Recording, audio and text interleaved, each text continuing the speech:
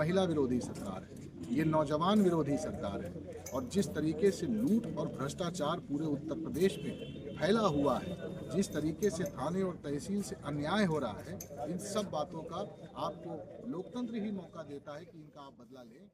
इतनी कड़ाके की ठंड पड़ रही है लेकिन किसान अपने घर पे नहीं लेट पाता, अपने खेत में लेटने पे मजबूर है। मिल्कीपुर में जैसे 5 फरवरी नज़दीक आ रही है वैसे चुनावी माहौल गर्म है।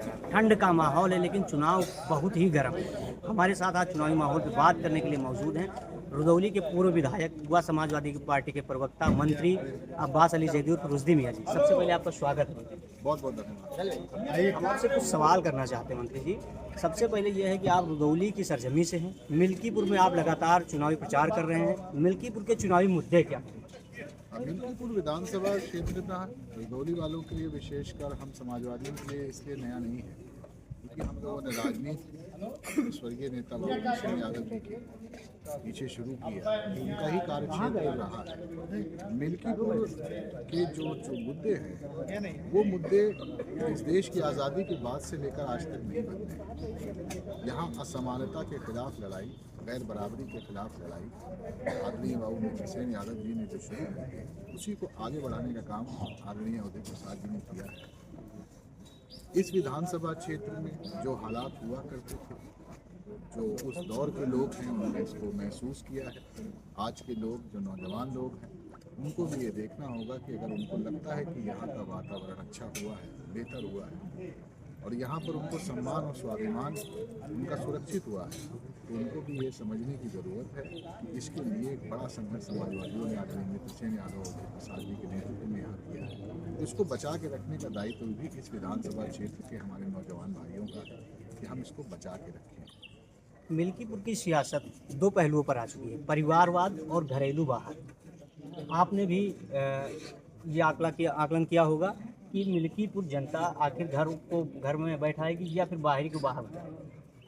देखिए, सबसे पहले तो मैं ये कहूँगा, परिवारवाद की बात अगर भारतीय जनता पार्टी के लोग करते हैं तो मुझे बहुत अजीब सा लगता है। जो खुद इस देश के सबसे बड़े परिवार, संघ परिवार से जुड़े हैं, वो अगर बात करते हैं परिवारवाद की तो बहुत अफसोस की बात है। इतना मैं ज़रूर कहूँगा कि इस विधानसभा क्षेत्र में आदरणीय उदय प्रसाद जी, इस विधानसभा क्षेत्र में हम उन्हीं के आवास पे आपके साथ खड़े हैं और इस विधानसभा क्षेत्र का एक मिजाज है और वो मिजाज है कि वो संघर्ष करने वालों के साथ खड़ा है और उनका एक बहुत लंबा इतिहास है। और आदरणीय अजीत प्रसाद जी जो हमारे इंडिया गठबंधन के प्रत्याशी हैं, अजीत प्रसाद जी भी हमेशा इस विधानसभा क्षेत्र में जहाँ कहीं भी माननीय उदय प्रसाद जी कभी नहीं पहुँच पाए तो वहाँ पहुँच करके लोगों की सेवा करते हुए उनको भी काफ़ी समय हो गया है।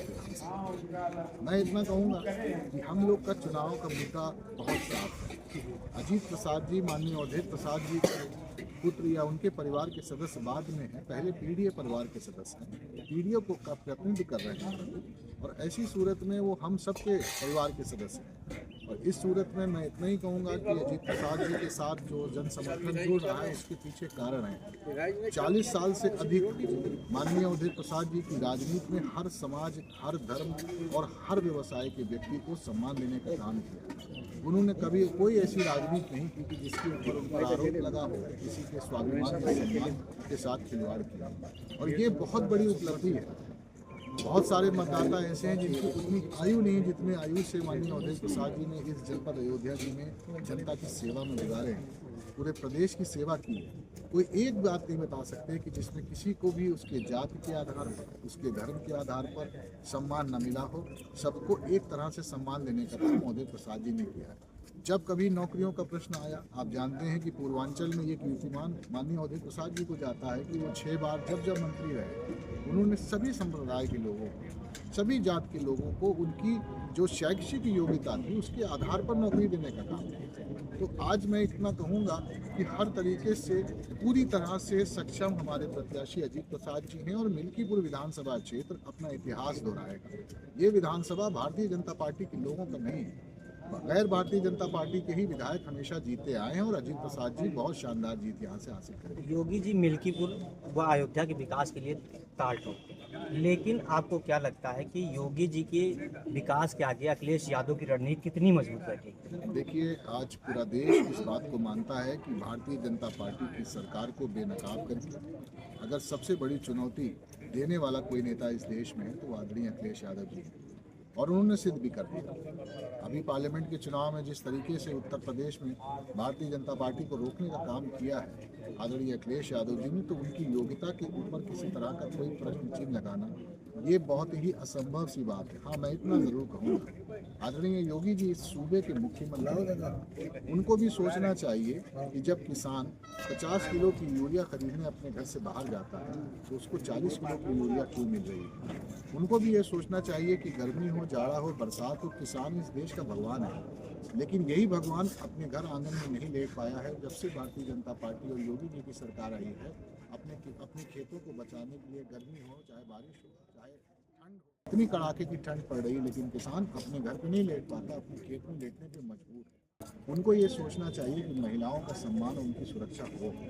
आज इन सारी चीज़ों को लेकर के मिल्कीपुर में लोगों में गुस्सा है। मिल्कीपुर विधानसभा क्षेत्र में 2017 में जब आदरणीय योगी जी यहाँ मुख्यमंत्री बने, उस वक्त जो नौजवान 18 वर्ष का था, आज वो ओवर एज हो गया। एक पूरी जनरेशन मिल्कीपुर की बगैर नौकरी के बेरोजगार हो गई। अगर वो नौकरी कोई दूसरी सरकार उनको देना भी चाहे तो नहीं दे सकती। इन सारी चीज़ों को लेकर के चाहे किसान हों, चाहे महिलाएं हों और चाहे नौजवान हों, इसका मुकाबला करेंगे और निश्चित तौर पर भारतीय जनता पार्टी को पुनः एक बार यहाँ से हरा करके सबक सिखाने का काम करेंगे। एक लास्ट सवाल है, सपा के बागी नेता हैं सूरज चौधरी और आज़ाद चंद्रशेखर आज़ाद की पार्टी से प्रत्याशी बनाए गए हैं। यहाँ पे मिल्कीपुर में दलित वोट का अधिक प्रभाव है। आपको क्या लगता है कि दलितों के मसीहा माने जाते हैं चंद्रशेखर आज़ाद? क्या लगता है कि मिल्कीपुर में अवधेश दलितों के वोट पे भावी बैठेंगे या फिर चंद्रशेखर आज़ाद का असर? देखिए, माननीय अवधेश प्रसाद जी समाजवादी पार्टी को बनाने वाले नेता हैं। समाजवादी पार्टी पीडीए परिवार की आधारशिला है और उसकी आधारशिला को रखने वाले जो चंद हाथ थे उनमें से एक प्रमुख हाथ माननीय अवधेश प्रसाद जी का। माननीय मुख्यमंत्री पूर्व हमारे नेता स्वर्गीय नेताजी को पहली बार मुख्यमंत्री बनाने में भी माननीय अवधेश प्रसाद जी की बड़ी भूमिका थी। ये कहना कि माननीय अवधेश प्रसाद जी के समकक्ष कोई नेता हो सकता है तो ये बहुत असंभव सी बात है। माननीय अवधेश प्रसाद जी का एक बहुत लंबा अनुभव और सभी जाति और धर्म के लोग और विशेषकर दलित समाज के लोग ये जानते हैं कि उत्तर प्रदेश में माननीय अवधेश प्रसाद जी से बड़ा चेहरा और नाम कोई नहीं है। रुदौली से चंद्रभान पासवान है जो कि भाजपा प्रत्याशी हैं और आप भी रुदौली से हैं जो कि समाजवादी पार्टी का समर्थन करते हैं, प्रचार करते हैं। अब क्या लगता है कि चंद्रभान पासवान यहाँ पे हावी बैठेंगे या रुश्दी की रणनीति काम करेंगे? देखिए, मैं फिर कहूँगा, यहाँ पर माननीय स्वर्गीय बाबू मिसेन यादव जी ने जो संघर्ष किया है वो उसका इतिहास हमारे सामने है। आदरणीय अवधेश प्रसाद जी के संघर्ष का इतिहास और सबसे बड़ी बात इस देश में आदरणीय अखिलेश यादव जी को जैसे भारतीय जनता पार्टी के विकल्प के रूप में देखा जा रहा है, आज उनकी वजह से और उनके नाम और उनके चेहरे की वजह से पीडीए परिवार और इस क्षेत्र में रहने वाले सभी गरीबों का, किसी भी जाति या धर्म के, उन सभी का समर्थन हम लोगों के साथ है। यहाँ कौन चुनाव लड़ा, ये लोकतंत्र की परंपरा है, चुनाव होते हैं। लोकतंत्र इसी से मजबूत होता है, किस दल से कौन लड़ा है इसका औचित्य तब होता है जब कोई लड़ाई हो। मिल्कीपुर विधानसभा क्षेत्र में मैं फिर कहूँगा कि यहाँ के नौजवानों को इस क्षेत्र के बुजुर्गों से एक बार बैठ के पूछना होगा कि किन हालातों से निकाल करके इस विधानसभा क्षेत्र को रहने लायक और इस विधानसभा क्षेत्र को गैर बराबरी से इंसाफ मिला। उन हालातों को अगर वो याद रखेंगे तो निश्चित तौर पर 5 फरवरी को अजीत प्रसाद जी मिल्कीपुर विधानसभा के बुजुर्गों की वजह से यहाँ की महिलाओं और नौजवानों के कारण एक बहुत बड़ी जीत हासिल करेंगे। जनता से क्या अपील है समाजवादी? मिल्कीपुर विधानसभा क्षेत्र की जनता को मैं नमन करता हूँ, सत्कार करता हूँ और आपको मैं ये बात के लिए बधाई दूंगा कि जब कभी संघर्ष का नाम उत्तर प्रदेश में आता है तो मिल्कीपुर विधानसभा के लोगों आपकी बहादुरी के ही चर्चे होते हैं। हमको इसी इतिहास को कायम रखना है। हम हाथ जोड़ करके अपील करेंगे मिल्कीपुर विधानसभा के सभी किसानों से, सभी नौजवानों से, सभी जाति और धर्म के लोगों से कि आप इस बात को एहसास करें कि उत्तर प्रदेश में जो सरकार है ये किसान विरोधी सरकार है, महिला विरोधी सरकार है, ये नौजवान विरोधी सरकार है और जिस तरीके से लूट और भ्रष्टाचार पूरे उत्तर प्रदेश में फैला हुआ है, जिस तरीके से थाने और तहसील से अन्याय हो रहा है, इन सब बातों का आपको लोकतंत्र ही मौका देता है कि इनका आप बदला लें। 5 फरवरी वो तारीख होगी जब आप इन सभी बातों का उत्तर प्रदेश की सरकार से बदला लेने के लिए आपके पास अधिकार होगा। आप जाएं और बड़ी तादाद में अजीत प्रसाद जी को जिताएं, यही अनुरोध आपसे करें। बहुत बहुत धन्यवाद। अब्बास अली जैदी जी हमारे साथ चुनावी रणनीतियों को साझा करें।